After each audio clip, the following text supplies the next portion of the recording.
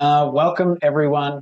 Welcome everyone here, everyone out there on video, and to anyone watching the replay as well. Thanks for joining us tonight. My name's Luke. I'm co-founder here of Mindeo. You all know Xenia really, really well. I know you don't see me face to face really much at all. I'm a lot more behind the scenes, working in the background. But I had the great pleasure of co-writing Mindfire, a book that I'm sure you've all heard about, together with Xenia over the last 2.5 years, and then it was released in May last year. That was tremendous to be able to dive into that. I want to start off telling you a little bit about my personal passion for all things attention and focus. So you may be reading between the lines here that all of these people look pretty similar to the person that's standing here in front of you. What's really important and significant to me about these 5 photos that you see on the screen is throughout all of these photos, every person here actually has ADHD.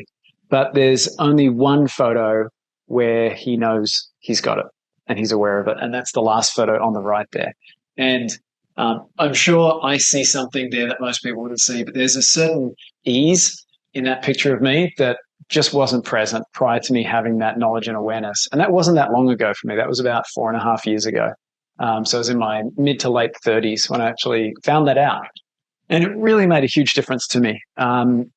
Predominantly because it meant that I could go and seek a lot more information about, what I'd been experiencing from here. Not that I remember much of this. Through here, definitely transitioning from like elementary to middle to high school was a really significant shift. And that's really where a lot of what I now understand to be some attention and focus challenges that I did have started showing up. And then even into my sort of like working life here you can see me with one of my dogs there working in an office. But ultimately, that experience for me, because I didn't have an awareness wholly, but basically for me, what it meant was that I had a lot of experiences that I think anyone here or anyone that may be watching, it might be thinking, yeah, but I don't have, ADHD. Like that's not the challenge for me. I've just got maybe some challenges with focus or, maybe recently like holding my attention on something in particular has been a bit challenging, or maybe in winter, it feels a bit more challenging. You're absolutely in the right place. If you do have ADHD, you're absolutely in the right place. Because a lot of the life experiences of having those challenges are similar for various different people. There's sort of symptoms, if you will. Typically, and we'll go into this a bit, but typically for folks that don't have ADHD, they tend to be more transient, more situational, or more sort of narrow. And they tend, for people with ADHD, to be a bit more broad and persistent through a long period of time. But beyond that, someone having a hard time focusing on something they need to do, like figuring out paying their bills or, getting organized and on top of stuff at the start of the year, it's difficult. It's not like it's easier for someone that doesn't have an ADHD diagnosis. It's just tough. Yeah. So I do want to mention too, obviously, we've got a huge passion for sharing a lot of information. We have events like this, open houses. All of you know about, the SnapFit sessions that we run here and everything else that we do. Okay, so what are we going to cover today? Let's get into the interesting stuff. Okay, we're going to do some myth busting. That's one of my favorite things to do. We're going to take a bit of a dive at looking at what attention and focus kind of is like in day-to-day life. We'll be looking at attention in the brain in terms of structures in the brain, etc. We'll then be looking at strategies, actions. What can you actually do day to day to make a real difference in terms of focus and attention? And also be looking at some, what I think are fun trivia facts along the way. I just like trivia, so fun just automatically pairs with the word trivia for me. So that's where we're going. There's a bit of science. There's a bit of sort of like just real world, experiential type stuff as well. So I will pace our way through this. And then for anyone that did come a little bit later, we'll definitely have time for Q&A. So by all means, don't panic if you've got questions. And please feel free to use the reverse of the sheet to note down any questions so you don't forget them. So the first question out here for everyone is, what comes to mind when you think about attention and focus? And anyone feel free to share if you'd like. Okay. Okay, interrupting. Okay. Staying on task. Okay. Yeah. It's actually like staying sort of that throughput. Yeah. Okay. Can relate to that. Yep. And the interrupting. Focusing on boring things. Focusing on boring things. I love that. Yeah. Well put. Okay. That's good. I don't want to shut down the sharing too early, but I don't want you to feel obliged to share. Yeah. And for me, all of that relates, really well for me. One of the biggest things for me is, sort of like the struggle to like click into gear, because I know what I'm capable of when I'm clicked in, but then other times it seems like I'm trying to shift a manual shift vehicle and I kind of can't find second. It's like, where's the gear? Like I'm just crunching those gears. Now we hear from a lot of people, that it can be almost like this elusive thing that you're trying to sort of like chase or like find, like where's the focus? Did it go like hiding in the cupboard? Like I'm looking around for it. There's almost this sense of needing to like try harder or to try to like get focused. That's an experience a lot of people have. And it's a difficult one in two ways. One way, because the harder you try, the less likely it is you'll actually be able to focus on what you need to focus on. So it's super frustrating. And the other thing is because it like adds more stress to that experience of not being able to get focused. And unfortunately, the more stressed you are, the more unlikely it is you're actually going to get focused at all. So it's a difficult spot to be in. So the goal here really today is to make it just a bit easier for us all. Okay. Does anyone want to share how they feel when your attention or focus is at its best? At ease. Yeah. I'm not being bombarded with anything else, and I just kind of Yeah. be present. Yeah. That's interesting. Would you say that's true even if you're working on something that might be demanding? Yeah. It might still be difficult or causing me problems, but I'm not getting worked up over it. Mm-hmm. Yeah, absolutely. Yeah, that's really well said. I think it's important to note there is a real difference between like cognitively challenging things that you need to, work out, figure out, problem solving, etc. There's a big difference from that versus the experience of not being able to focus on the challenging thing that you've got or on the unchallenging thing that you've got. It's a really different like brain experience, basically. We've got a share from the Zoom crew. Yeah. Mm-hmm. Nice. Yep. So far it's really positive experience, right? Like, yeah, it's a good place to be. Like it's a nice place to be. Yeah. Does anyone else want to share how they feel when their attention's at its best? Yeah. Brilliant. Okay. Yeah. Yep. This is where I would stress. Mm-hmm. Absolutely. Yeah. I can relate to that very much. Yeah, absolutely. It's interesting how the stress of worrying about focus can almost be more than the stress of the thing that actually has to get done. Yeah. Another one.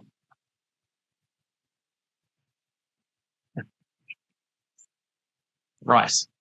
Repeat the comments. Absolutely. Thanks for the heads up. Okay. Sorry, people at home. Backtracking then, I think we had, first of all, that there's an ease about it, even if the task is quite challenging. No, this is a good testimony. This isn't a memory. That's the thing then. Okay. Thanks everyone for sharing that. I think it's really important to understand that like these things that can feel like viscerally difficult in our own minds at moments throughout the day in terms of trying to chase and like get that. It almost feels like playing whack-a-mole sometimes, like where's the focus gone? It's a common experience. Like a lot of people do actually experience that. It's just not something that people often put into words. It's very seldom that people hang out with their friends and say, gee, I was like having such a hard time like clicking into focusing on like figuring out my online banking. Like no one wants to listen, right? You're not going to share it. Okay. Time for some myth busting. So, common myths, true or false? People with attention problems just need to try harder to focus. I think everyone here knows for sure there's a complex situation in the brain, and it definitely doesn't have anything to do with willpower.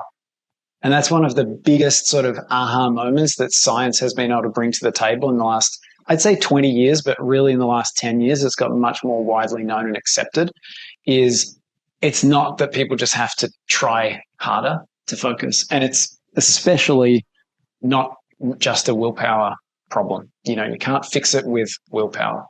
So if anyone tells you you can go in the forehead and tell them it's not true.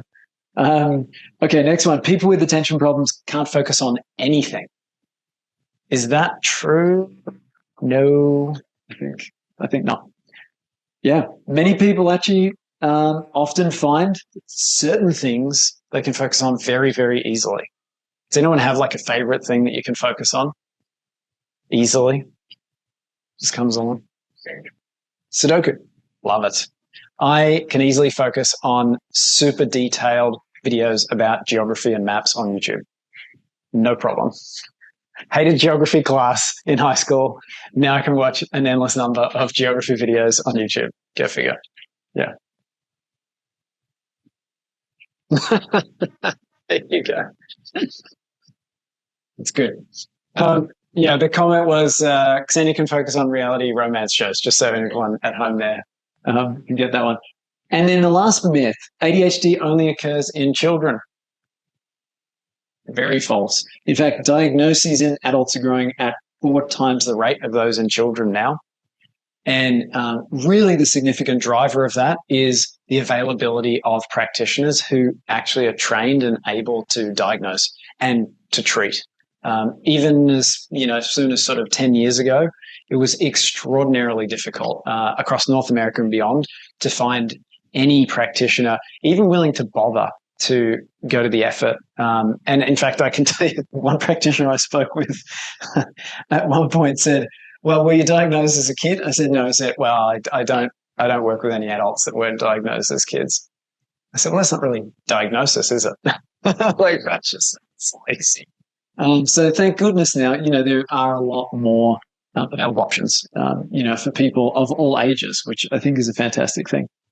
Now, aside from ADHD, researchers say that our modern digital environments, screens, phones, all of sat nav, the whole thing, general stress that we face, and I would say stress, like biologically speaking, that just literally could mean the number of inputs coming into our senses every day. It doesn't have to be, "Oh, I'm really stressed."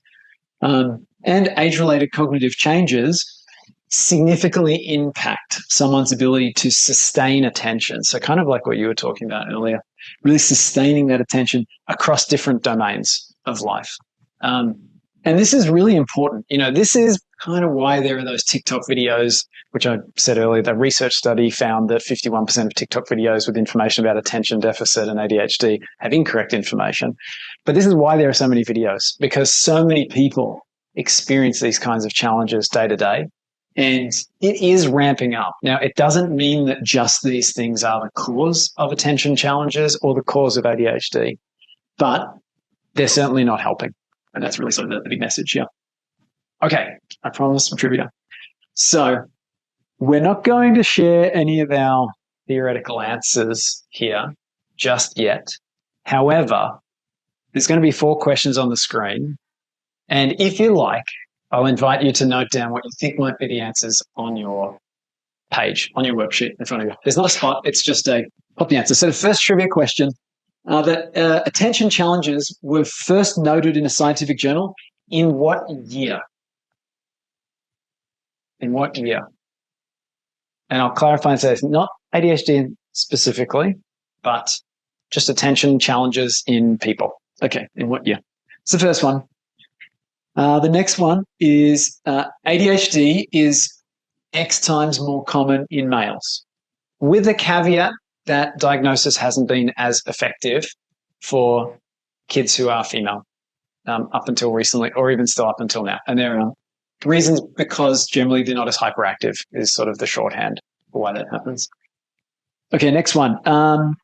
When a group of teenagers, age 15, were studied and followed for 24 months, and they separated them into two groups, heavy social media users and not heavy social media users, what do you think the uplift increase was in ADHD diagnoses in that group? Now, again, this is a correlation. It's not proving that social media caused it. Maybe it just raised the awareness. However, what was the uplift? And with adult diagnosis, how many more total people do you think there has been in the last 10 years? So if you take a snapshot from 10 years ago to now, say it was X% of the population back then, what percent do you think it's now? Or what do you think, as it, whatever, increased by a certain amount or percentage, or you can write down your answer in whatever shape or form you'd like to put it in. Okay, cool. So we're going to find the answers as we go through here. Promise. Okay, let's talk a little bit now about understanding attention and focus. So because I figured there might be some people coming to this workshop who have maybe challenges with attention and focus, we're going to see a lot of slides in quick succession because it's more interesting. And this just happens to be the way that I've created a lot of slide decks in the past. So it's going to be interesting. I'm going to invite you to have your worksheet up. This top bit here, circling biggest challenge areas, totally for you, completely optional. If you would like to, you're welcome to. I won't be offended if you put this in the bin before you walk out tonight. But it's really just here to sort of enhance, if you would like to sort of jot down some of those takeaways. Because it may be something that in your busy life, you might one day want to just look back on for a hot second. Or you can take a photo on your phone, throw it in the bin, and then maybe look at it in a month or two. Okay, so what are the common life experiences that people with attention and focus challenges have? Part of the reason for me showing all this is because people are often surprised about the breadth of day-to-day experiences that can be sort of grouped in together with all of this. This is ADHD and non-ADHD people experience a lot of this. First one is time slippage or like non-linear time. Everyone knows what it's like. You're playing some mini golf and time flies because you're having tons of fun.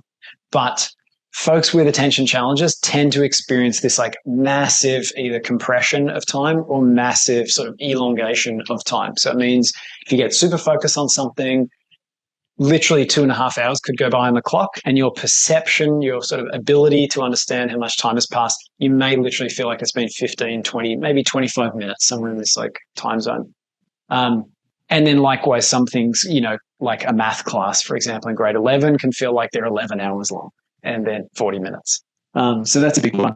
The next one is sort of hard to maintain your focus constantly. So actually that's, that comment about sustaining attention. So if you're like sitting at a desk and you're thinking, I know I have to do this thing, but then you're thinking, but what else is going on here? And then maybe what's going on there? And then terrible if you've got a window because you've got infinite stimuli that you can, these balloons here, there's some kind of weird abstract architecture thing down there. Thanks to AI, obviously, for this image. But, in all sort of situations, it can be really tough to have that like through line of attention and focus. Next one is procrastination, problems with prioritization. Should I do the dishes? Should I do the laundry? Should I do the dishes? Should I do the laundry? I'm going to play my Game Boy, and now I have to go out and meet my friend for lunch. And this is what it looks like. And the next day it looks the same. Yeah, that's a really easy one. To point to for sure. Disorganization of spaces and lifestyle. So physical spaces, is it a bedroom? Is it a laundry? No one really knows. Is there a place to sleep? Of course there is, but there's a question about how functional a space like this is. Some people's physical spaces actually look a lot cleaner than this for various different reasons, peer pressure, social norms, whatever. Sometimes their lifestyle looks like this in terms of how they use time, in terms of how often they have to like change or like dodge things that they've made mistakes with in terms of appointments, wrong directions, overlapping, catching up with friends, etc. Impulsivity, businessman, pink hair, big decision that he's made. Impulsivity is interesting though, because it can be doing things like dyeing one's hair. I'm not saying it's a bad haircut, but I'm just saying he looks surprised. But it can also be other things like impulsivity of thought. And this is an interesting, like a subtle one. So impulsivity of thought is like, I'm trying to figure out, should I sell my car? Should I get a new one, or should I get the repairs? I'm just going to sell it and get a new car, right? Impulsivity of decision making, big one. Impulsivity of like verbal communications, much easier to be aware of and spot because it's out there for everyone and yourself to notice. But impulsivity, comes in a few different flavors, and it affects people differently. Emotional impulsivity as well. Like, it's a little bit frustrating. This is the worst thing ever. Yeah. Inconsistency, like an ice cube on fire. This is sort of illustrating my concept of, people with attention and focus challenges. It's not that they can't do a great job at whatever project or task they're setting out to do. It's just it's going to be really difficult for them to replicate hitting that same benchmark level over and over again, unless they have sort of everything else kind of dialed in just right, So one year they might do their taxes themselves and like nail it, like everything is perfect, it's awesome. The next year comes around, they're clearly capable of doing their taxes well. They do their taxes and it is a hot mess, and they have to hire someone to fix it up. Inconsistency can be one of the most frustrating things for someone with any kind of focus and attention challenges, because that you're capable, that sometimes it's just really difficult to like tap that capability. It's like a Formula One car being run on pump gas. Like, it's just not going to go that well. It's not going to be fast. Interrupting people when talking. This is a classic one I feel near and dear to my heart. I had to practice a lot to figure out when to speak, especially on like conference calls and things like that. That was a nightmare when I first started working a long, long time ago. And some people let me know, and they were gentle enough about it, but it was awkward. It was uncomfortable, without a doubt. And this can happen, obviously face to face. It can happen, group setting, one-on-one, like there's all different kinds of situations. Yeah. This isn't just like, it's not bad behavior or like being inconsiderate. That's the thing, is it often gets attributed to just someone's just whatever. It's really actually that there's a challenge there of actually recognizing when the right moment is to actually speak, or there's an inhibitory challenge that once the idea is fully formed, there's not enough of like a control factor on speaking about it to stop it from coming out. And it's not that the person wants to interrupt the other person. They're not trying to be rude. It just happens. Yeah. Forgetfulness, or as I like to call it, Teflon hands. Things just slide out of your hand and then they're nowhere to be found. There's a quick tip on this I'm going to mention. I mean, obviously we get into a lot of like strategies of how to help yourself in your life, but one thing that's a very narrow one is I actually went to a pet store and used their little like dog tag laser engraving machine, and I got like 8 of those little dog tags printed in bright blue, and it just says, "If found, please contact." And I wrote my phone number and my email address. And that thing is on my keys. It's on my backpack. It's on the little case for my like Kindle ebook reader thing. I've put those things on so many different things. Yeah. Yeah, if lost, please contact. For sure. This is like the opposite of Teflon hands. I call this sticky hands. I don't know if anyone else can relate to this, but this is when you might be a little bit busy, say in your morning, walking around at home, doing certain things. Maybe you walk out the door, you get in your car and you go, "Oh, I have my shampoo bottle in my hand." Like, how did that happen? And it's because there's this like way that the brain interprets like physical space where it sort of filters out the fact that it's a separate object from your body. It sort of connects the dots and it says, this is part of you now. And so it's now no longer like this separate object that you're carrying. I mean, I was walking here like 6 hours ago. We just had a phone call and I heard, "I don't need to bring the box up here." I went, "I don't need to bring the box. I don't need to bring the box." Put the shoes on, wallet, keys, grab the box. And I got halfway here. I was like, what's the uncomfortable thing under my arm? Like, I don't understand this thing that I was like, it's the box. Like, that's why my ribs hurt. And I knew my ribs hurt, but I didn't know I was like carrying the box, this thing that I didn't need. So surprise ride-alongs. I mean, I just love this picture because this guy's like, "I'm on the train. Why do I have shampoo in my hand? This is weird." The other interesting one here, a lot of people aren't aware of this, but For people especially that get diagnosed with ADHD, in particular in their adult years, oftentimes they've already adapted by pursuing chaotic environments. And that may be chaotic environments in their work or in their home environment in one way or another. Some people pursue really chaotic relationships, for example, like high drama household type stuff. Other people decide to go into law enforcement, into like first responder, like ambulance, fire, etc. There's been great research studies where if you take a group of people in one of those vocations, like ER nurses and doctors, ADHD diagnoses within them are like multitudes higher than the average population. And so that's sort of an interesting way that people have adapted without knowing that's what they were doing. And part of the science behind that is because chaotic environments are very stimulating. They often charge up your adrenaline system, and adrenaline is a really nice shortcut to gaining focus. You actually feel really like in flow and like very present when you have that adrenaline charge. And for someone who's got ongoing attention and focus issues, it's a relief. You know, a few people already said like there's this kind of relieving feeling when you can get focused. But if you get into these situations, oftentimes, if you know like that friend who's always calm in like an emergency situation, it's like a huge hallmark. I mean, there's other reasons why that may be the case for them. But if that tends to be the way they operate, that they get the most calm when things are the most chaotic, this is like a really good representation of what's going on under the surface. Poor body awareness. This is my nightmare, even though I do like to go in a gym and train, because I constantly get bruised all over my body because there's all these little attributes of things like elbows and knees and weights and these things jutting out into this open space that I have to walk around. And sooner or later, especially as I get tired while I'm doing a strength training session, I just get too tired to track all of these little things. And generally speaking, my body isn't doing a great job of literal body awareness. So the other one that a lot of people talk about is just having bruises constantly on their hips because they keep hitting their kitchen counter.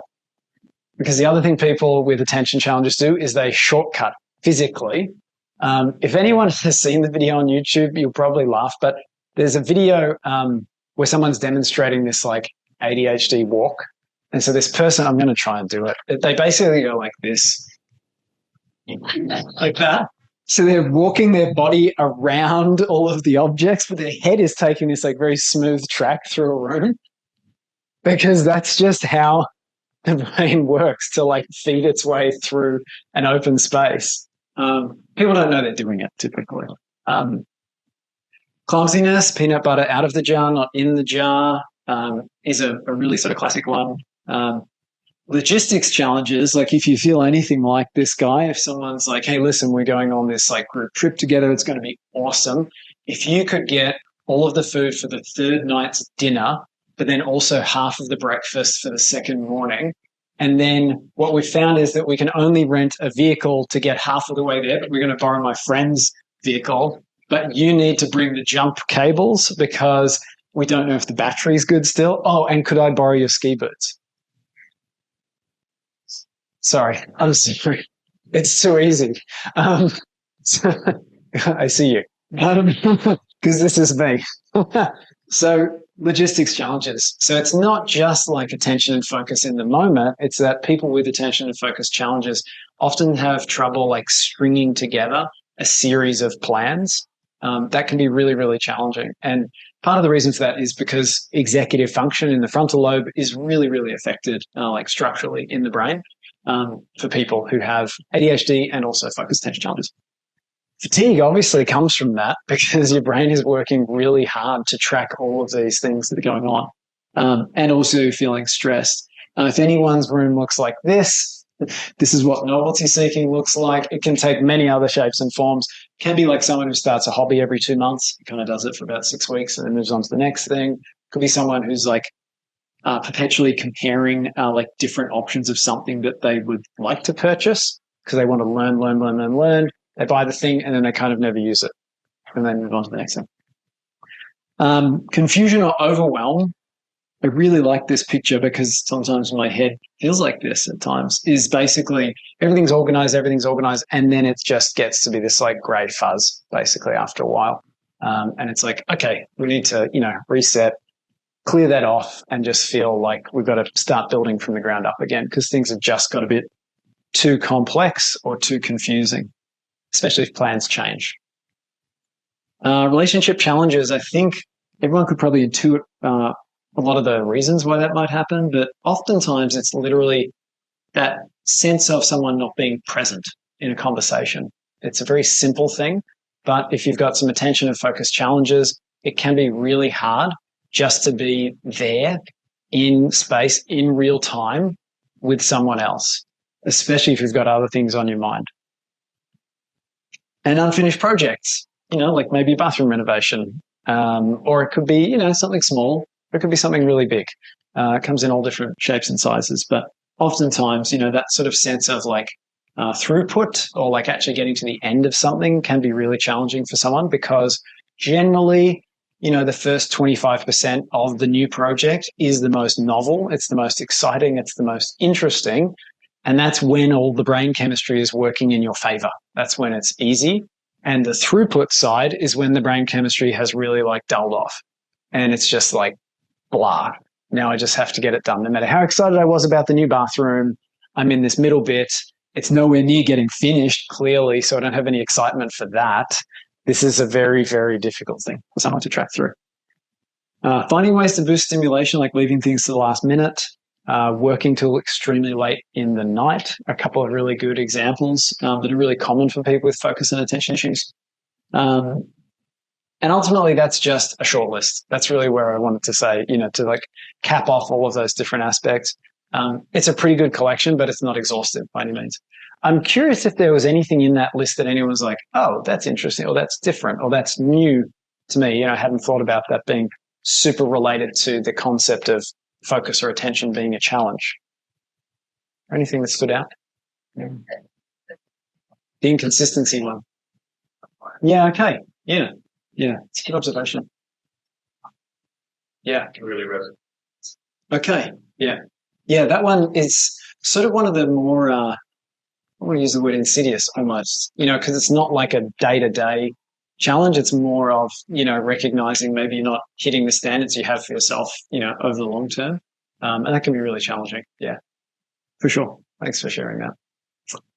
Okay, I'll give you just a little bit here in terms of ADHD and non-ADHD. So we're going to do a little compare contrast, but there won't be a quiz on this, I promise. So ADHD, I actually mentioned at the top of the workshop, usually it's persistent challenges, so like non-transient challenges across different life contexts and periods. It's one of the reasons why practitioners will say, was this a problem when you were young? Because they're trying to figure out, if this was already looking like a problem when you were around like 12, 14 years old, and then it was a problem when you were 20, and then when you were 32, and then, it's highly likely that there's a consistency there, because you were probably in very different contexts at those different stages of life.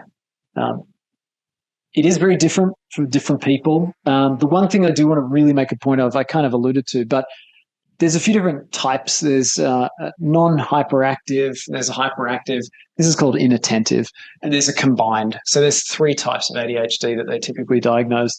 The inattentive or non-hyperactive, it's often missed in kids that aren't hyperactive. So I wasn't hyperactive when I was a kid, and I could paper over all of my inattention at school because I was smart. And so I was lucky to be able to, just cover over all of that. It also gets missed a lot with girls when they're young, because they tend to be more likely to be the inattentive or combined type rather than the hyperactive type. The classic like boy that's climbing a tree because he doesn't want to be in class is kind of what culture has sort of, shared as its vision of an ADHD child, which isn't always the case. The combined type is the most common adult diagnosis, just out of interest. There are structure and function differences in the brains of people with ADHD compared to people who don't have ADHD. Some of those are classified as developmental, which means that certain regions of the brain develop differently or more slowly than other people. The regions that develop more slowly, they get there in the end, but they're just developing a little bit more slowly. In some cases, there are certain structures and regions of the brain that might be a little bit smaller or sort of altered in their shape compared to folks that don't have ADHD. They look at this with, MRI, like functional sort of scans that look at blood flow as well, and you see blood flow changes and differences and stuff like that too. Interestingly, 80% of people with ADHD have some other challenge, mental health challenge typically, schizophrenia, bipolar, anxiety, depression. That list does go on, but it's very, very prevalent for it to be coexisting with something else, which makes it more challenging. And the really important thing I want to point out, just in case you meet any random folks at a cafe somewhere and they say, oh, it's just a North American problem, or it's just a Western culture problem, or whatever it is. The reality is it's very much cross-cultural. Now that there's been training in medical systems around the world, even you see in, for example, the Middle East and North Africa, diagnosis rates between 3 and 22% in kids, which is very much in line with the roughly 10 to 11% diagnosis rate in North America. And that range is typically because of lack of availability of medical practitioners and other factors in those places. But this is very much prevalent around the world, not just a Western world, quote unquote, challenge. Now, non-ADHD focused challenges, oftentimes they tend to be more transient, and that could be because there's a particularly stressful period of time. Maybe that stress is actually an illness, for example, or maybe there are some lifestyle or environment factors that are basically just making it not just hard to focus, like there's construction noise outside, but there's environmental factors that are systemically getting at you and your brain and making it a lot harder for your brain to do the good work that it wants to be doing in order to help you focus. And so these periods could be 1-2 years long. These aren't just, there was that week where Jim couldn't focus at work, last May. This can be like quite ongoing, especially for chronic illness. And that's where it can get really challenging. Yeah. Definitely real and challenging. So I just want to make that point. It could be ongoing, but if it is, it tends to be a little bit more narrow. So maybe there's, just a couple of areas of focus that are really challenging. And it could be related to mental health challenges. And by that, I mean someone with depression would find focusing more difficult. So there's kind of this like bi-directional kind of situation there. Someone with anxiety is going to have more trouble focusing. Doesn't mean that they have ADHD. Also doesn't mean that it's not very real and very challenging. Okay. We're going to understand attention and focus in the brain. This is going to get interesting. So some areas that are important to think about when we're talking about attention. This is for anyone that's got attention and focus challenges. The first area here is the prefrontal cortex. I think we've probably all heard about this. Really, a lot of what it's doing are things like attention, behavior, emotional responses, this big one, executive function and planning. Executive function is an interesting term to understand. Fundamentally, it means the ability to pull together a lot of disparate bits of information, perhaps, and organize them. It means being able to plan things like logistics. It means being able to think about things in abstract terms, make sense of them, and then take action on those things. It's quite a complex kind of thing that our brain can do. So it's a very important area. The limbic system regulates emotions. It's sort of a bit deeper in here. It does regulate, or it helps to regulate attention. It most definitely requires dopamine to operate well, and that's relevant because we're going to talk neurotransmitters in a second. Basal ganglia, a little bit further down, close to the brain stem. It's sort of this communication regulator. So it's sort of doing some coordination in a way, like motor control, getting sensory inputs, and really sort of almost routing some of that into different parts of the brain. Super important area. And then the reticular activating system is basically a relay, but it also is connected with things like impulse control. So impulse control is a real challenge for folks that have attention and focus issues. It's also in there with like sleep-wake cycle, like circadian rhythms, and it's helping to like filter a lot of stuff. So it is actually contributing to attention in its own way. So when the brain is doing its thing, I think everyone's probably heard of the idea of neurotransmitters. Very, very important things. There's a few of them. We're going to talk about dopamine first. This is very simple. I'm just going to say simplified relative to the depth of the science. So apologies to anyone that might be at home or watching a recording, or anyone here that's got a really deep scientific understanding here. This is the practical application of neurotransmitters. Dopamine, fundamentally alertness. If it's high, you experience things like clarity, motivation, good working memory. If it's low, You'd be feeling like ambiguity, feeling kind of flat and feeling kind of passive, not wanting to use that working memory to figure things out. The other really important neurotransmitter over here, norepinephrine or noradrenaline, for anyone watching in the UK, all about concentration. So if it's high, you're feeling certain, like you're feeling determined. You can recall things from memory. If it's low, you're not feeling certain, you're feeling doubt. And the determination goes a little bit sort of skewed in a bad direction for you. And the recall of memories is a lot more challenging as well. So you can see how you put these together, alertness and concentration, you get attention, ideally. And that's kind of what we feel as attention, is like the symphony of these things working well, and a bunch of different, parts of the brain coordinating really nicely together as well. If you don't have all this working well, this takes a real hit, like it really does. And then finally, in terms of brain science, we've got a couple of networks that happen up here. And what that means is different parts of the brain that operate in a coordinated way to achieve some kind of function for you. So the first one is the default mode network. This is all about internal reflection, recalling memories, daydreaming. It's sort of everything to do with what happens like inside your mind, not what's around you. So it's a lot of that sort of drifting here and there. It doesn't mean it's a negative thing. It's very vital. It helps us envisage what things we might like to do in the future. I would have used this when I envisaged giving this talk to everyone and how we'd invite people, et cetera, et cetera. There's a lot of creativity in a way there. However, especially for people that have ADHD, the studies have shown, unfortunately, they have excess default mode network activity. And on top of that, the suppression of default mode network activity is unstable.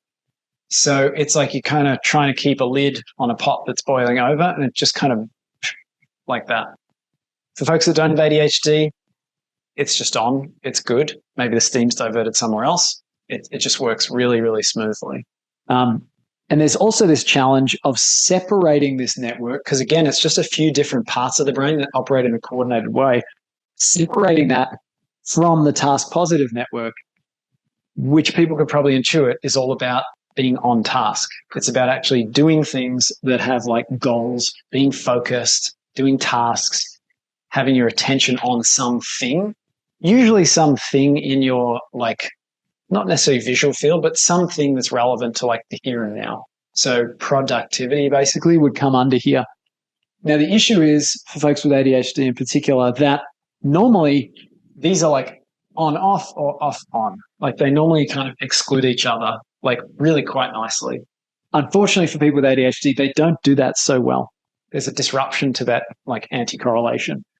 Additionally, if someone's in this default mode network, maybe daydreaming, thinking about, a vacation they want to go on, and then they've got a task to do, especially folks with ADHD have a delay in the activation of this network in the first place. So they can sit down and say, I've got to do this task.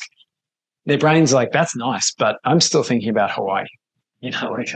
I'm still there. And it can take a little bit of time for that to kick in. And even when it does, you can get intrusion from this network still. This just jams right in here and says, don't care. You're doing your taxes? Here's Hawaii.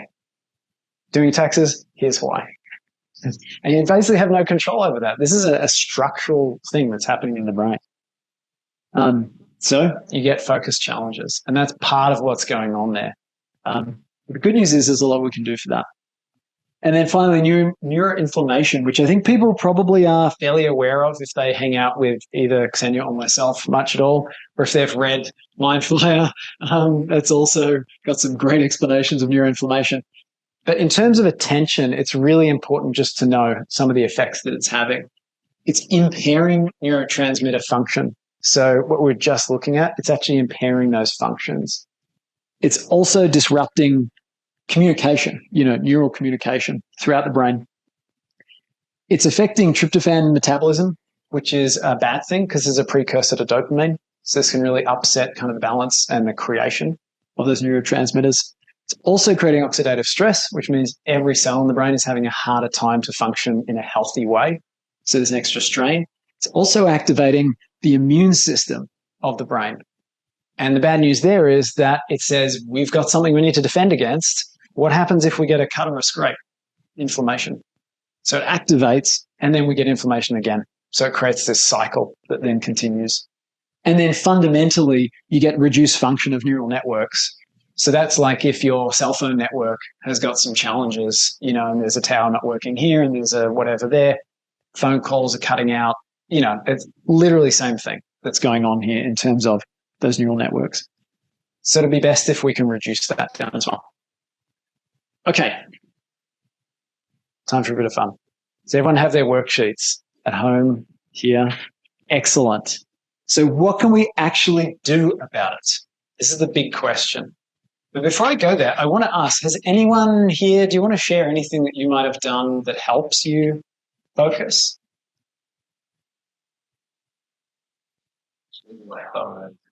Leaving the phone in a different room. I like that.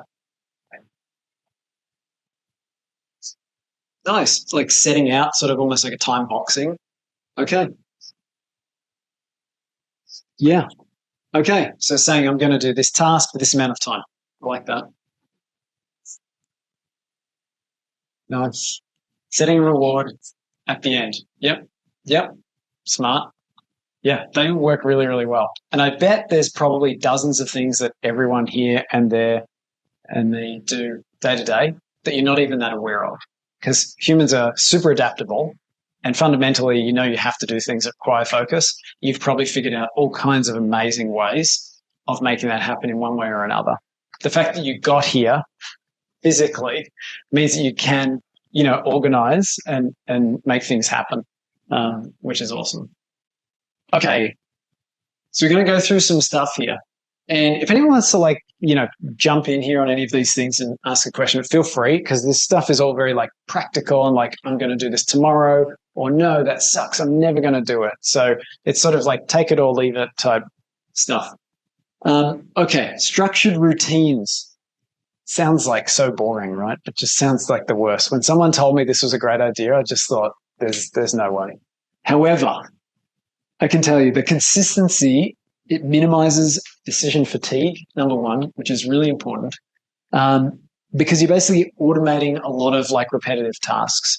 So instead of getting up and saying, should I brush my teeth? Should I make the coffee? Do I make the breakfast now? Do I wait 10 minutes? Do I go and do the thing, or do I do the thing? It's a lot more helpful to just do it the same way each day. Fundamentally, there is a fixed amount of willpower reserve that you have in your mind. And related tangentially is also this idea of using up energy in your brain to make decisions. So if you can eliminate some of those decisions along the way, you can sort of leave more in reserve for what's actually important. What's probably going to be important, which we're going to talk about in a minute, is using your early energy in the day to do really important things, especially things that are kind of tough or tricky or fairly demanding in terms of focus.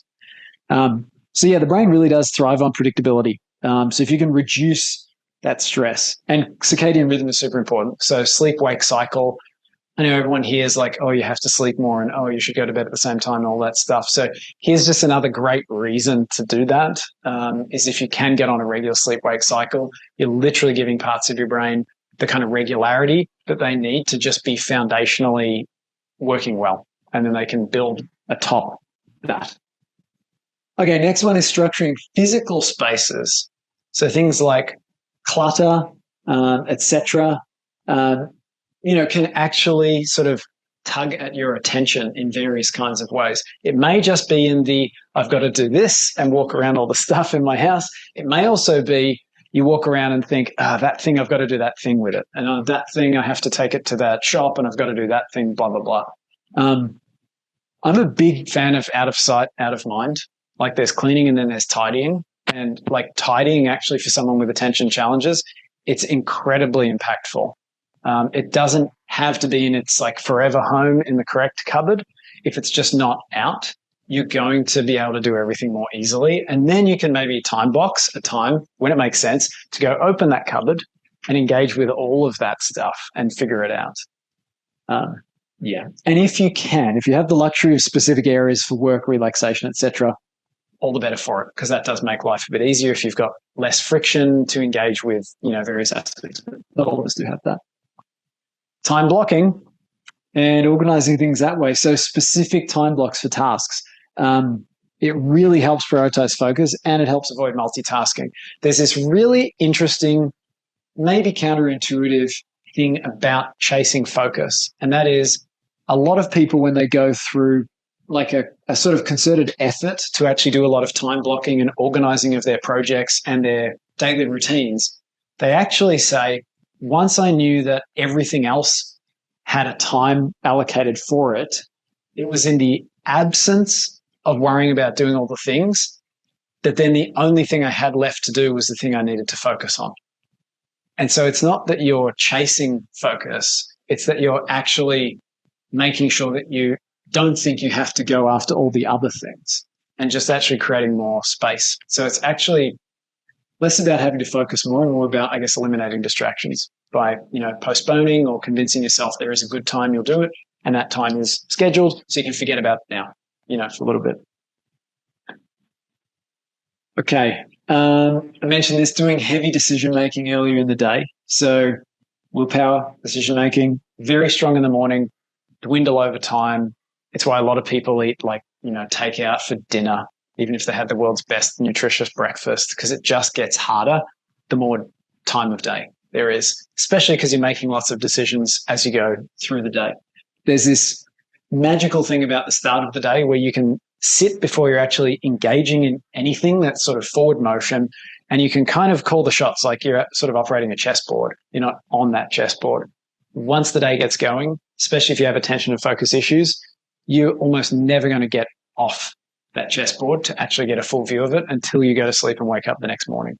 So the more you can do to arrange and organize before everything gets going, the absolute better. Yeah. Okay, having a change strategy like a tree over a road. This is a tricky one, but if you can have a few things up your sleeve of like, if this happens, then I do this, it can actually go a really long way. And obviously you don't want to be walking around with your notebook of 100 if-then statements for life.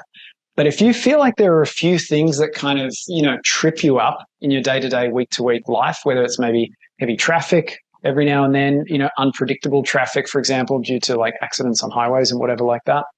Or maybe it's like little things at home. If you've got just a handy little collection of these, it can go a really long way to just helping things feel like it's still going smoothly. If you go to meet a friend for lunch and they're so late, you sit there just like stewing over what else you could have been doing. Maybe you have an if-then. If someone's super late to the thing I'm coming to, then what I always do is read a book on my phone, on the Kindle app. It can like totally change how you kind of feel about, how your day is going. And there's a sense of agency there that's important to give you the sense that you can actually control what you focus on and what you have to engage with. And there's a real power to that. Oh, trivia. Attention challenges were first noted in what year? Does anyone want to share a guess that they had?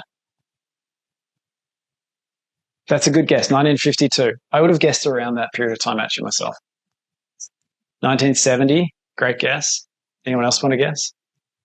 1850, great guess. Any guesses from the internet?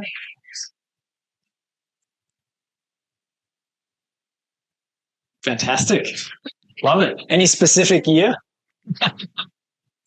1568. Okay. I forget how Price is Right rules work, so I'm afraid someone else is going to have to get me on that one. Is there anything from folks playing at home? 1976, great guess. The answer is, drum roll, 1775.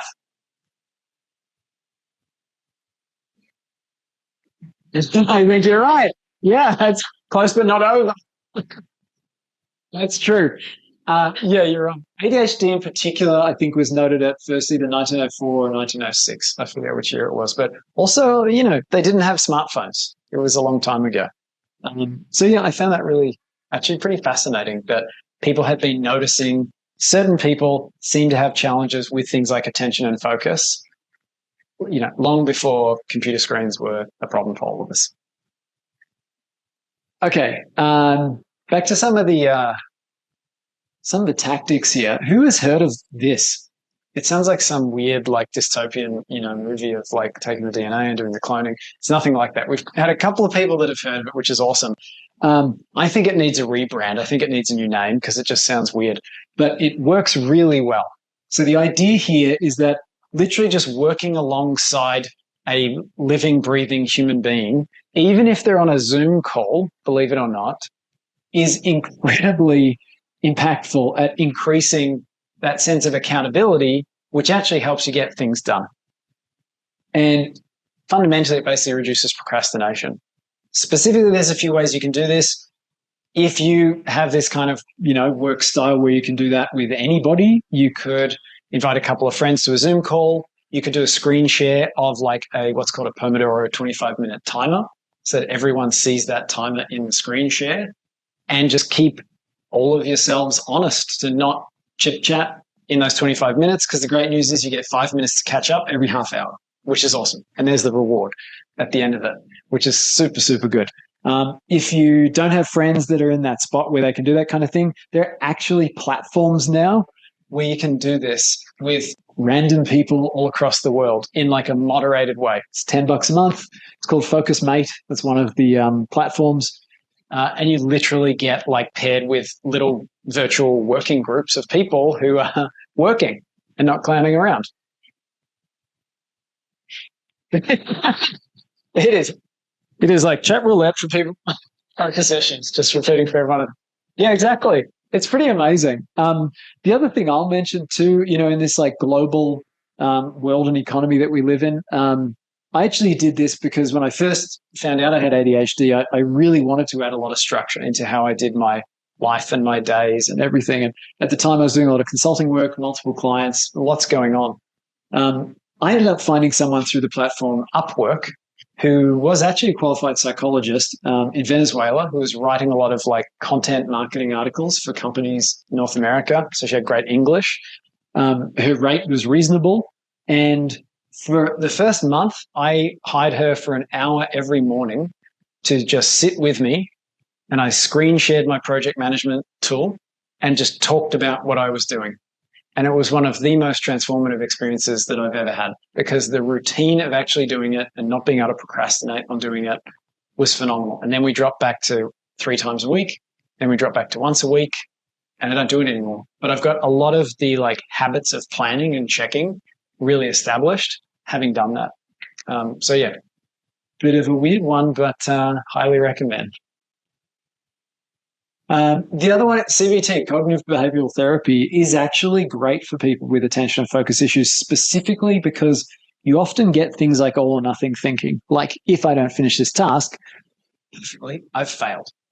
There's nothing in the world that'll stop you starting a task like that thought, especially if you really only want to work for half an hour on something. It's very common to say, well, it's such a big thing. If I can't work on it for 4 hours, I'm just not going to start it. And then guess what? 3 weeks later, you haven't started it, because when do you get 4 hours to work on anything realistically? So this can really be impactful. You can do some self-guided stuff. There's a couple of apps. This app also needs a rebrand. It's called Wobot, but it's actually really popular and actually like quite good, as it turns out. But there's a variety of ways that you can engage with CBT. Pomodoro technique I mentioned, it's named after cooking tomatoes for 25 minutes. It happens to be a really nice block of time to focus on something. And the method is to focus for 25 minutes and then have a 5-minute break. It's incredible how many of these you can stack together. It's a fantastic way to sustain attention over a longer period of time, because you don't burn out by trying to focus for 2 hours without any kind of break. But because the breaks are time boxed, you're not going to go off and watch 4 episodes of Cheers, for example, which I might do, or go down a social media rabbit hole, because you've only got 5 minutes. And the online timers are free; they're great. They bleat at you when the time's up, etc., etc. Really, really good.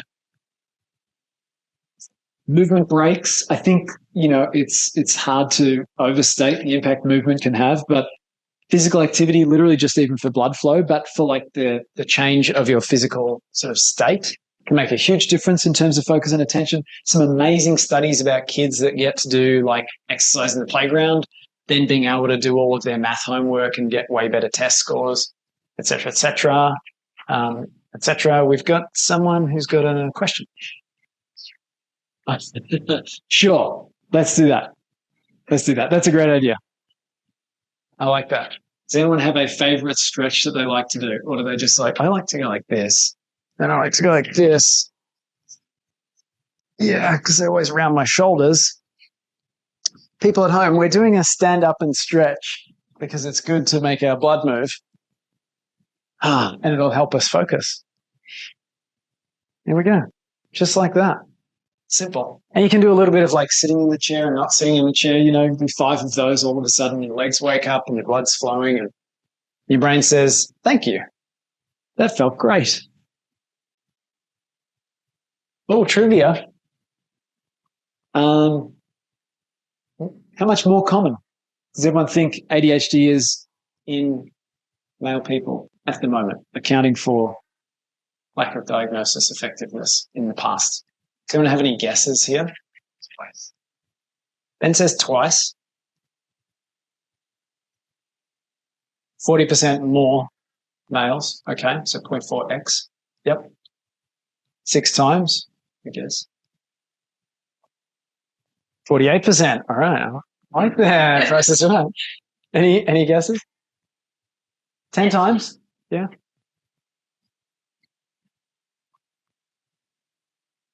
It is missed. It has been. There's actually a really great study. They've just done their 25th year follow-up. It's called the B-Girls study, Berkeley Girls study, where they actually have really been able to quantify just how underdiagnosed it is. And they've done the follow-ups on then what happens if it's not diagnosed and the negative impacts that it has on people's lives in the long term. Yeah, really impactful. We've got one more guess. 2 times. Okay. All fantastic guesses. 3 times more common. Yeah, at the moment. Yep. So little Timmy climbing the tree. Yeah, there's a few more of him climbing the tree than there are girls climbing the trees when they should be doing their math class. Okay, I've got a few more of these. Gamifying tasks. This is for everyone. No age limits on this one. A little bit actually like Xenia said. So turning a task into something that's got a reward at the end of it. So if I finish this report, I'll watch an episode of Love is Blind. There you go. Does anyone else have any like rewards that they might, like offer themselves? Favorite book, Xbox, candy? It doesn't really matter. It's just something that you like. If you like bubbly fizzy water out of the fridge, it can be something that simple. Yeah. This is basically kicking your sort of dopamine system into a little bit of a higher gear without like blowing out the system with something that's like so rewarding and stimulating, like an entire packet of Skittles. That would kind of defeat the point just a little bit. Okay. Deep breathing meditation. I know this sounds all woo-woo, sure. And also science shows that it has a real impact. Studies show great effects. Meditation apps like Headspace, and also like just, breathing guidance. You can get videos on YouTube. They're totally free. Can have a huge impact on your brain being able to sustain attention. And there's various mechanisms at play there. One is just you get more of what you practice. And with meditation, you are practicing sitting still, generally thinking about one thing. The breathing side of things, though, literally is part mechanistic about literally getting more oxygen throughout your entire body. And also it's that practicing holding your attention and holding your focus. Breaking big things into smaller steps, this is a tricky one because it can feel kind of frustrating to actually bother to do. This is actually something I did a lot with that person that I would meet with every day, which was the number one thing I avoided doing, which was actually breaking down projects into tasks. And yet it's the top thing that made everything else easier for me, day after day, week after week. If you can get things into a task level that's actually quite prescriptive, it's going to make a huge difference. So not ideal to have a task on your to-do list of like, do my taxes. That's just terrible to then be a human and then look at that to do and go, what do I do with that? There's so much cognitive overhead of then figuring out what you actually have to do to get that goal achieved. The idea here is almost to break things down into like a prescriptive sort of directive list of things you need to do. So maybe it's email my accountant, download bank statements and send those, like very prescriptive. If you can do all that when you're in that headspace, and then you just come back in as kind of a worker bee later on when you've got the time, splitting those two things makes a massive difference in terms of how effective you can be. A lot of the time, your brain is actually being pretty clever when it avoids doing things because it's trying to reduce how many calories it uses. This is like very good for survival, is to reduce the amount of energy that you need to think. So it's going to avoid complex things that are ambiguous in particular. So if you can like pull out the ambiguity of anything and leave just the components in sort of stark contrast, it's going to feel 10 times easier to actually engage with that, no matter how boring or no matter how, difficult or annoying that task might be. Yeah. Especially if you do this with a body double, whatever that was called. Avoiding multitasking. I mean, multitasking is literally the worst thing you can possibly do, with one caveat that I'll speak to. But multitasking in broad terms for someone with an attention or focus challenge, you will likely get nowhere and you'll get extremely drained as you get nowhere. Or worse yet, you'll feel like you're making progress on a few things and you will not recognize how exhausted you're getting mentally. So you're actually sort of shortcutting the amount you'll get done in a day to feel like you're getting done more in that hour. But it's hard to regain or impossible to regain it back. Mute your phone was one actually, which I wanted to point out there. Yeah. Even I saw someone that was like, they locked their phone in a box with a PIN code, and to get their phone, they put the PIN code in and the box would unlock like 15 minutes later. So it's like, did you really need to look at the thing on Instagram 15 minutes later? Like, no, effort. Like, I don't need to look at that. It's been and gone. I thought that was pretty good. I see here using tools to avoid overwhelm, but basically like leaning on things to help you be organized so that you're not leaning on your brain. Reminders. Ksenia's amazing with reminders. Like as soon as she knows that something needs to be done, it's boom. Hey Siri, add a reminder or remind me, blah, blah, blah. Here's the thing, whatever. And the beauty of that is then you just leave it out of your head. You don't have to carry it. There's a really old productivity system called Getting Things Done, which is pretty hard to follow to the nth degree. But one of the best takeaways from that entire system is he says, like every day, at least once a day, you should empty your brain onto like a capture list. So you're not actually carrying anything in your head. And as soon as you feel like you can depend on that list, that place where you capture something, whether it's a notepad or your phone, text messages sending to yourself, whatever it is, as soon as you can depend on it, you won't believe how much more clear your mind is. And the same goes for if you're not trying to remember appointments, reminders, what to buy at the store, all these things. Again, it's this thing of like you get more focus when you don't have all these other things going on mentally. That's kind of the counterintuitive thing. Yeah. Also, everything runs more smoothly. You don't feel overwhelmed along the way, which then means the net of you being effective over periods of weeks and months will be like massively improved. You might not even notice. Trivia, social media usage. Okay, so we took 100 or 200 kids age 15. We said, let's follow them for 24 months. And let's find out what happened with them. And then I put it on a slide and left the answer in the bottom by accident. So I said 2 times increase. Diagnosis rate 5% for all the kids that didn't use social media much, and ADHD diagnosis rate 10% in the kids that did use social media a ton every day. Again, correlation, not necessarily cause and effect. Make of it what you will. Yeah. Okay, a couple more of these. Using anchors to create habits. This is a pretty basic one, but this is like fundamentals of like habit stacking. So basically, when I finish X, I will do Y, and I always do it like that. So when I finish brushing my teeth, I turn the kettle on to make my coffee. That's what leads you to like chain habits together, rather than having to think like I do my teeth and then I do the coffee and then I do the thing and then I do the thing. It's like actually pairing the literal action of like the toothbrush goes down, that means I go turn the kettle on, like really getting it down to that level. And once you do that, you can just add one new habit to the end of that chain, and all of a sudden you're doing 10 things and you don't even think about it. And it's like magic. Yeah. Also, you might use sticky notes in particular places. So, it's like when a door closes, for example, maybe it's your bedroom door, it closes at the end of the day because you're going to bed, and it says, put your damn phone away. It's like, oh yeah, when I close the door, I put my damn phone away. That's a good one.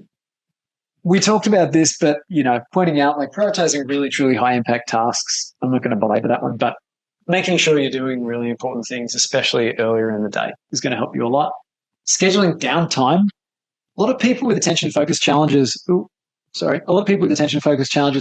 like there's no time for downtime because they're always feeling behind on all of the other things they should be doing, which really sucks. I can relate to that feeling, and it's a challenging one to sort of like catch up on and like get ahead of all of those things to then feel like you can actually take the downtime.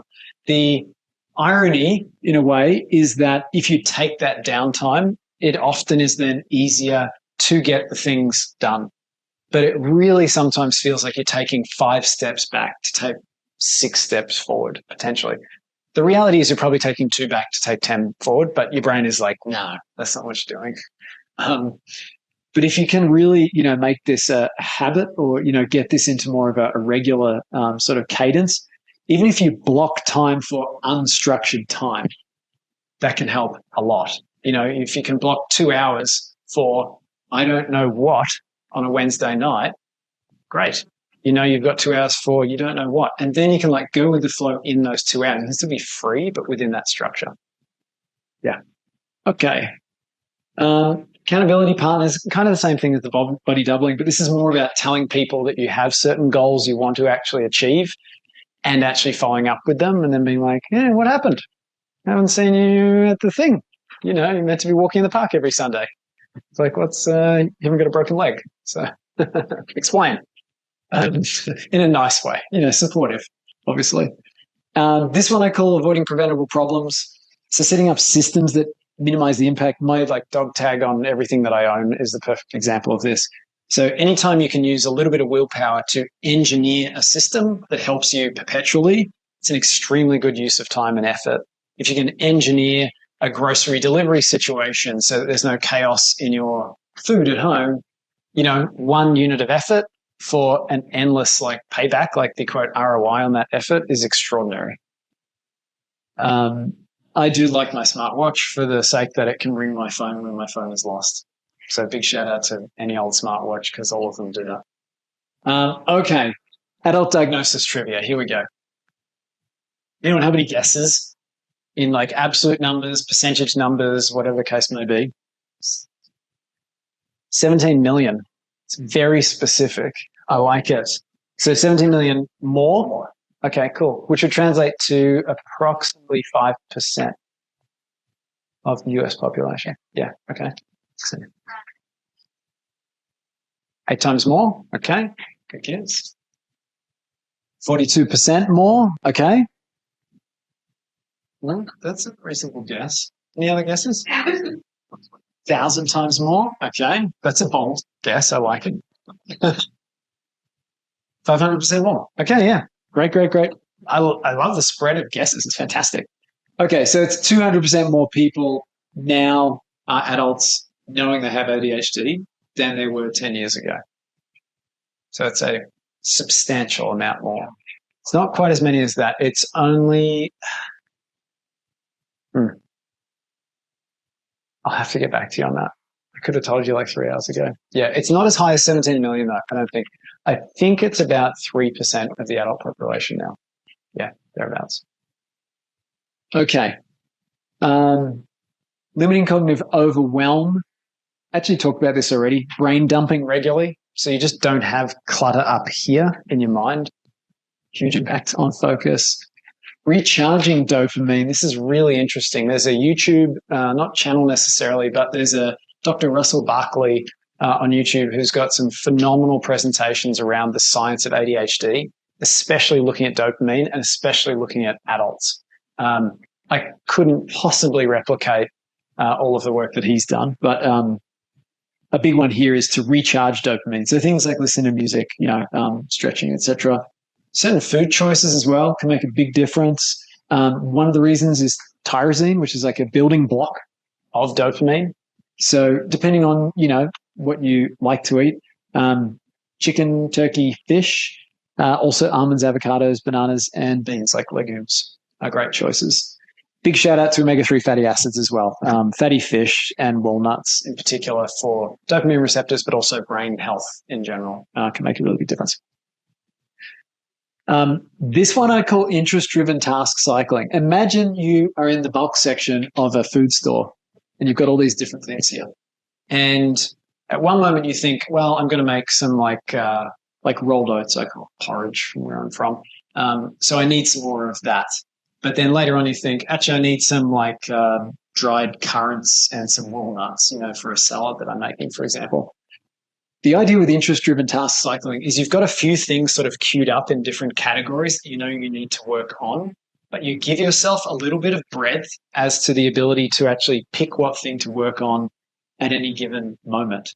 What it means is you're probably going to be able to gravitate to something that feels a bit more interesting for one reason or another and be way more productive on that thing at that time rather than forcing yourself to do one particular thing at 10 a.m. and another particular thing at 11 a.m. So if you give yourself a bit of fluidity within what you have to get done, you might find you get all of the things done quicker than you otherwise would.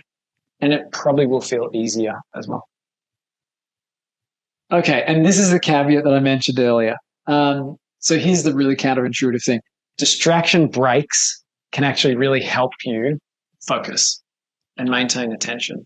So distraction breaks like the 5 minutes in the Pomodoro timer or like picking up a Game Boy after you finish, writing a long email or figuring out some banking or something like that actually has been shown to help recharge your brain in a way that then gives you more of that kind of energy to focus on the next thing.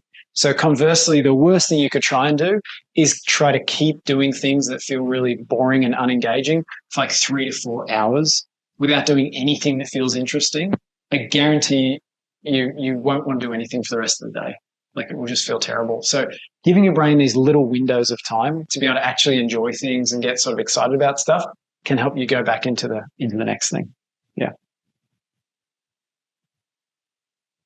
Hot and cold, very effective.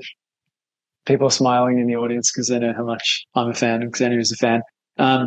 Definitely can reduce inflammation, which is really important, obviously, from that neuroinflammation side of things. Also improve vagal tone, which is related to stress response, which is related to a few things that happen in the brain, constriction of blood vessels. Stress has a really, bad effect on the body in general. So yeah, big improvement on the physical health of the brain. Oh, what's this? Bonus trivia. So good. Okay.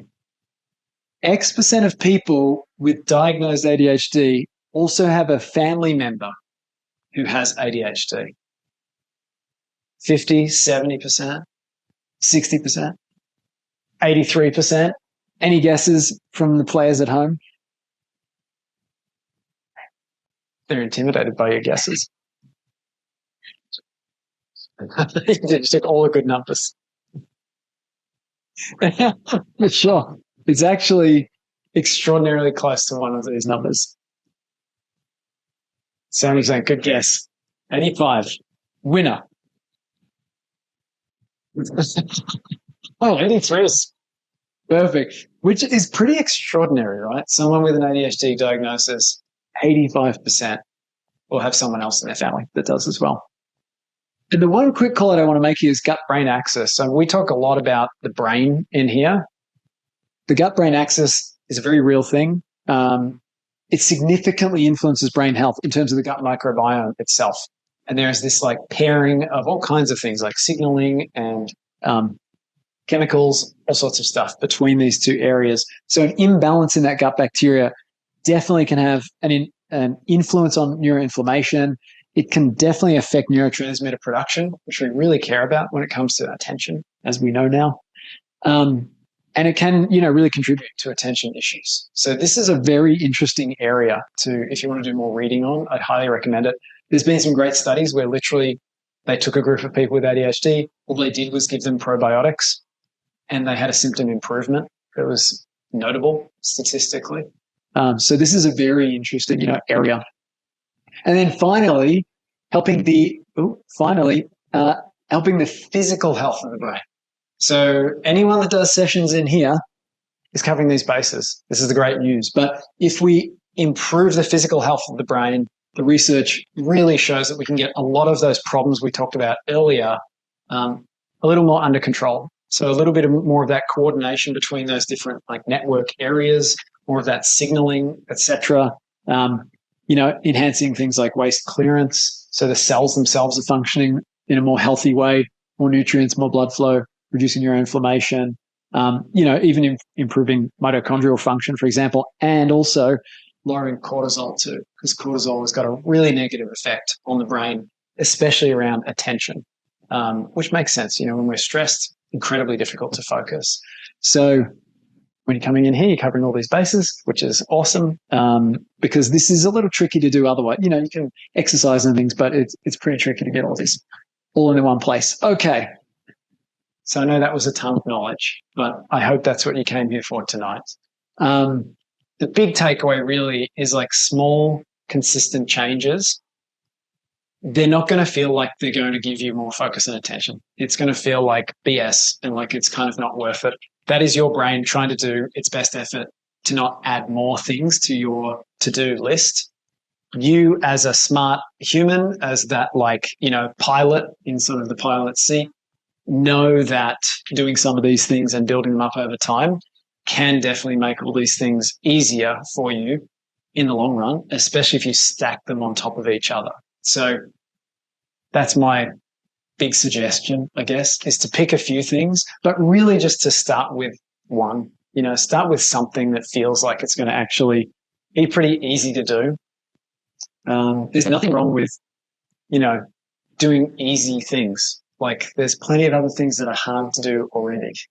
So if you're I really should get my circadian rhythm under control, if that sounds terrible to try to figure out how to go to bed at the exact same time, maybe pick something different. Put a Post-it note on your bathroom mirror or something instead, some other kind of thing.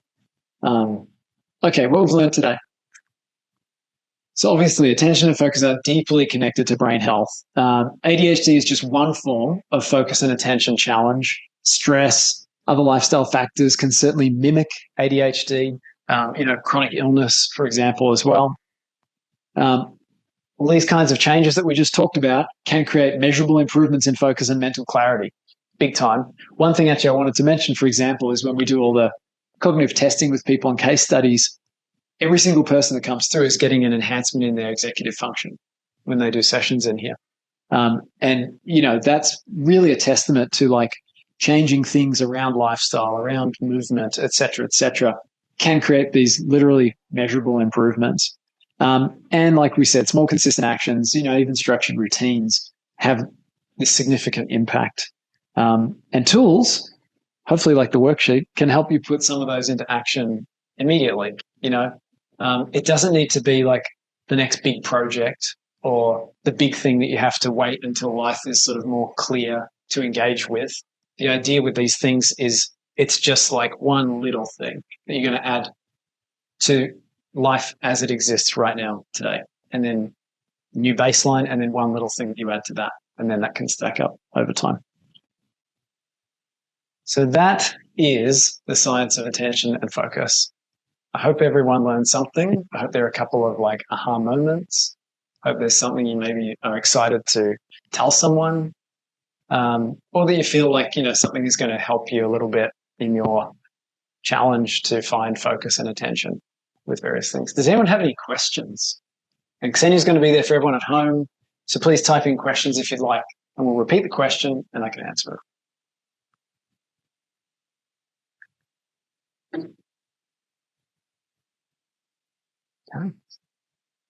Okay, one can just have a think for a minute. I don't feel impulsive to end the presentation.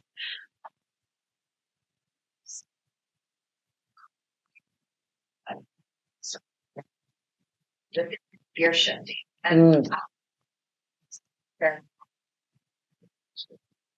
seeing that phase, but this is now the second time where's my nose used when you're unable to, or like quickly essentially shift from like one expectation to another. Yeah.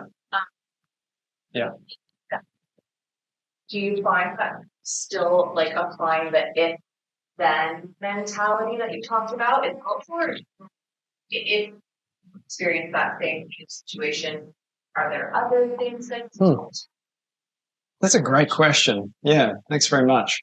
I think part of the answer is sort of almost just a level setting of the reality for folks with attention challenges, and that is task switching is one of the most challenging things to do. And then if you add anything that pressurizes the need to task switch, so like a time restriction, if there's a location factor, etc., the task switch just gets more and more difficult. So that's just sort of like, fundamentally, yeah, it can be very challenging. The second, I think, important thing that I'd point out is if a lot of the other, if you will, baseline aspects like what we looked at and maybe some of these like, lifestyle and habit sort of things are in place, it can definitely make it easier because you can feel like you don't have your attention being pulled at by all of the other things. So if you know that your mind is empty of other stuff because you can rely on your to-do list, for example, if you know confidently that you're not having to mentally juggle whether you should switch to that task or another one, that's often what makes it really difficult is in that moment of task switch, something in your brain is saying, but wait, what about that other thing? Because that feels urgent as well. And that's where a bit of the like impulsive decision making can be a real challenge. Is like, but that's urgent and that's urgent. I should just do that because I'm the most uncomfortable about it. If there's methods to really know that you're going to definitely have the time to attend to those things that feel urgent and important, etc., you can feel a little more space to just be sort of gently shifting your attention to something else rather than it being like this flash of panic almost, which is how it can feel. Whether or not it's like conscious that that's how it's feeling, but it can feel like a little bit of like, someone's just going to flip the table. Like, what am I going to do? Yeah. But yeah, the other thing too, though, in some of those times, and this isn't for everyone, but sometimes like talking out loud, the literal thinking processes of making that task switch can actually be really refreshing for someone that's struggling with that. Because sometimes the brain it's just trying to go like too fast and just land on the next thing. Like, I just want to be there right now. And that, again, impulsiveness. So talking it through generally means you get a chance to just like take a breath and like be a little bit more pragmatic with decision making. Oftentimes it's actually pretty easy to make the task switch once you actually hear the logic around doing it. Yeah. Hope that helps. Yeah, definitely. Yeah, good. We had a question here. Sorry.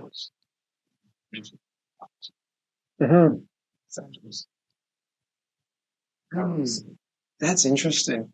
Oh yeah, thanks for reminding. So the question was around novelty seeking and whether that's quite similar to nostalgia seeking or whether that's a little different. I think sadly to disappoint you, I wouldn't say I'm an expert to answer that adequately.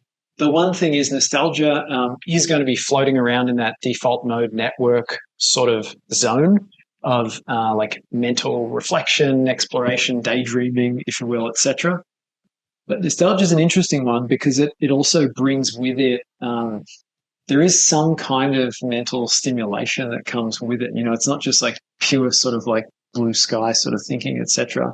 And so, yeah, I'd be really fascinated to know if anyone has actually done like blood flow measurements or imaging, for people when they are feeling that. Because in a way, nostalgia is a very specific engagement with something related to a memory. But there's an emotional sense about it in the here and now. It's not just recalling a memory. It's an experience that happens in the present, which sounds a little bit more like task positive network type activation. Yeah.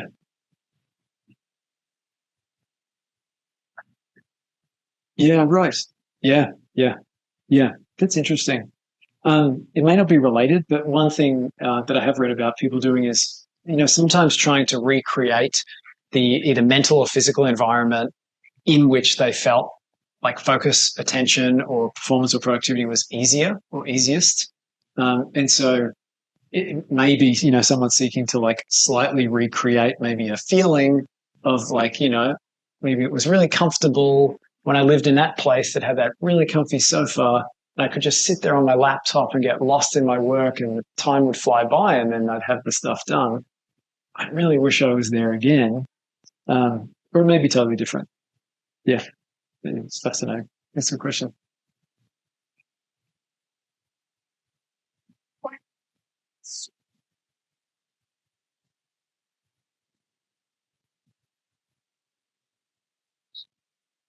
It's a good one. It's a really good question. Yeah. So that question around was remembering to use those tools. Yeah. It's likely to be an ongoing challenge for people with attention and focus issues to continue to use tools even when they help, because when the tools are novel, it's exciting and interesting to engage with. And this is one of the reasons why I've used every different project management software that exists, because I get really organized when I switch to a different tool because it's new and interesting, and it's hard to maintain it over time. Fundamentally, I think the answer is, while it's novel, ideally building it into a habit routine, because a habit routine isn't nearly as reliant on that like dopamine or adrenaline surge of like interesting to do. It's just something that you do. And it's different for different people. Some people need personal care workers to literally brush their teeth for 3 minutes when they've got severe ADHD. That's how bad it can get. But for most people who are, moderately finding it fairly smooth to go through day-to-day life, it may be possible, probably, to start building habits of using those tools so that the inertia, if you will, the momentum is like just in your favor. It's still probably going to drop off after a period of time. You might have to like reboot it, but hopefully you get like quite a sustained period because it is habitual. I hope that helps. Medication, that's a great question. Yeah. Yeah, I'm very happy to talk about that. Obviously, I kind of omitted it from here because I didn't want it to be here's ADHD and here's the pharma side. There are a range of medications that many people find not only effective but transformative in terms of their life. And there are many people I've read about recently. It's kind of fascinating if you go on YouTube and watch some people talking about adult ADHD. The quantity of commenters who are in their 50s, 60s, and 70s is astounding to me. And there is a grief that people go through when they realize their life hasn't been maybe quite what it could have been. That's one way of looking at it. It's, we all have our life paths and journey, but I can relate to that feeling. And, I got diagnosed at 38 or something like that. I thought, wow, there's 20 years that really could have been a different experience, probably for the positive.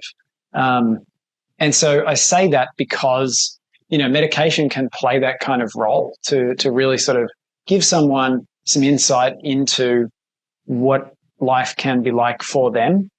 That said, medications can have side effects. Medications don't suit everybody. It gets a lot more challenging when there are concurrent other challenges like depression, anxiety, schizophrenia, bipolar, etc. And you've got that whole medication cocktail scenario to deal with. But yeah, fundamentally, I think medication can be very effective for people. Generally speaking, how it works in terms of brain chemistry is it does something around those neurotransmitters. That's how most of them work. Not all of them are stimulant-based medications, but the ones that seem to have the most consistent effect are stimulant-based. And there's different ones that work in different ways. Generally speaking, the time release ones are tolerated better and people have better experiences with them because it means you slowly get a little bit of that medication over 12 hours, 14 hours, something like that. Yeah. But I always go with the minimum effective dose. So if anyone's in that medication realm, with their doctor or practitioner, I would challenge them on what the standard dose is versus what might actually work for you. And it may work better. Yeah. I mean, for me personally, I do take medication. I'm taking a teenage female dose, apparently. Works better for me. Probably because I do a bunch of sessions in here, I'm sure. And what I eat and sleep and whatever, but The doctor was like, are you really? That's working for you? Really? It's still working for you? Really? Yeah, it's still working. Okay, great. Good. We know. Fine. Yeah. Any other questions?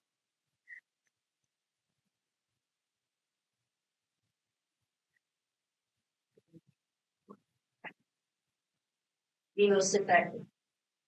Oh, Well, I appreciate the question because I always did my best to avoid any of this like N of one type, I'm the guru and what worked for me is going to work for you. So with that in mind, thanks for the question.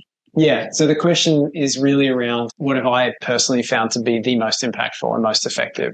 So obviously this, may not be the case for everyone, but top three things.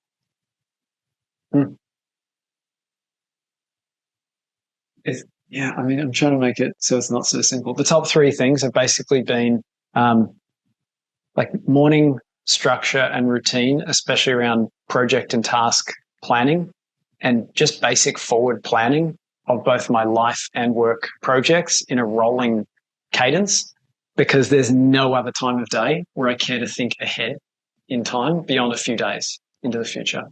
So the start of the week is the only time where I'll think 14 days, 30 days into the future. Start of the month is the only time where I'll think a few months into the future, generally speaking. And then down to that like day-to-day level. So that really, made a fundamental difference to me. Medication as well, without a doubt, was, one of the most impactful things. And then I'm laughing because it's terrible. So doing these sessions is the number three for me, because that really actually, when I started doing these, after about a month was when I actually brought down that medication level even more significantly than where it had been. So I've been on that medication for a year and a half at least at that point. Already had healthy lifestyle habits, eating well, et cetera, sleeping well, et cetera. But I literally was just in a space where all I did was added these in. And then, within a 4-week period, I was back chatting with my doctor saying like, I don't need this dose, It's like I'm now feeling like buzzy on this dose, which is not the goal whatsoever. Bring it down, and then boom, there it is. Clarity, ease, attention. Yeah. I guess the other caveat for the medication side of things, it doesn't just like flip a switch. It doesn't just like fix it. It just improves it a lot. Yeah. Yeah. That's a question. This film video. Yeah. Yeah. We're recording it. So there'll be a replay that we'll be able to share around. Yep. Yep. Great. Any other questions? Sorry. Yeah.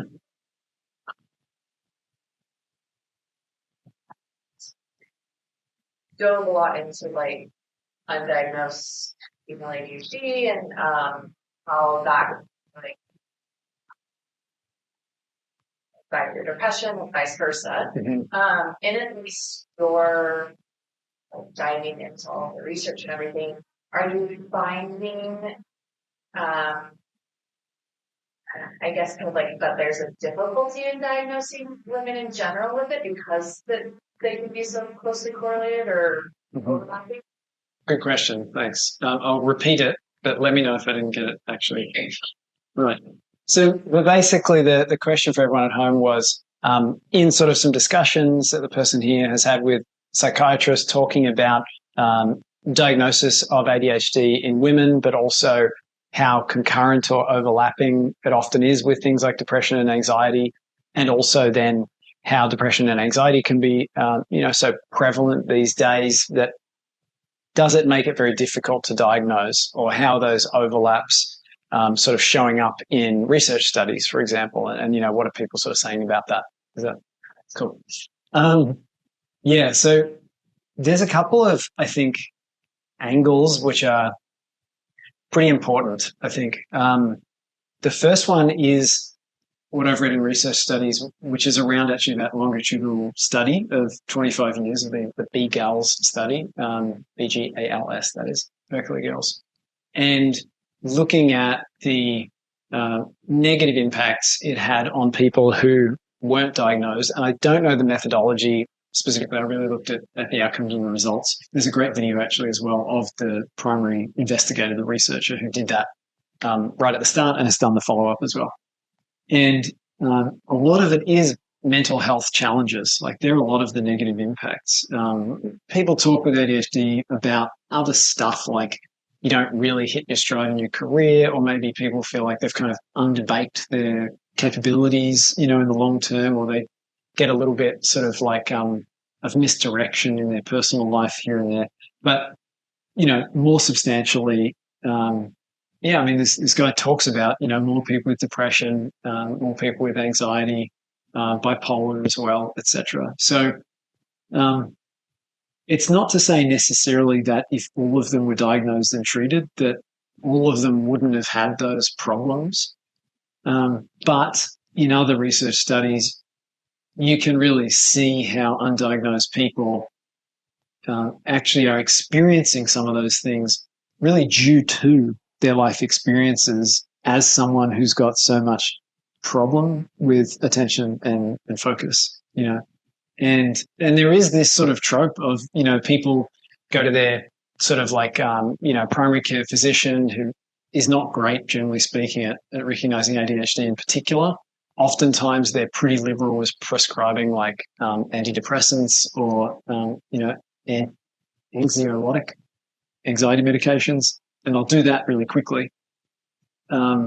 It's not uncommon if people then seek out an ADHD diagnosis that they cut their anxiety medication or their depression medication. Because once the ADHD is under control, they actually realize, 80% of my anxiety was actually worrying about not getting anything done when I need to get it done, and 50% of the depression was because I wasn't getting promoted and, life kind of sucked because I couldn't get stuff organized. And it's like very understandable. But part of your question was also around, women in particular. And like the real challenge point there is, number one, it's often that inattentive type of ADHD. It's generally not the hyperactive. It may be the combined, which means both, but it's often not. It's often that inattentive, which actually means some people would say that all the hyperactivity is happening inside. It's just not like expressed, not in a one-to-one correlation, but really just figuratively to mean that, people who are experiencing that inattentive type, they have a lot going on inside because they're trying to focus. They're trying to get things done. They're trying to get organized and they kind of can't, but it's not that visible. It's not Timmy climbing a tree, right? No one else is like seeing that necessarily. So I think where we are right now is that like recognition and diagnosis methods are improving both for kids and adults. But I think there is a gender gap in terms of like the lag to actually have better diagnostic tools and effectiveness for women. Yeah, in general. Yeah. Welcome. Yeah. But yeah, definitely it's really worth pursuing and hopefully working with a good practitioner, in general. I'd say that to anyone at home as well, that, if you're not satisfied with what you're hearing from someone or they're a bit quick, to dismiss or whatever the case may be, that, find someone different who's really going to hear you out. Yeah. And I mean, if possible, if you can get a practitioner who has ADHD themselves, it's fantastic. Because that's the situation I've got. The guy's like, I see you. I know what's going on here. He's like, I'll just fax this. Oh, I don't feel like doing that. Okay, I have to fax this. See you. Yeah. Any other questions out there on the internet? Cool. Okay, awesome. Great. Well, thank you, everybody. Thanks so much for coming tonight. Yeah, I hope this has been helpful.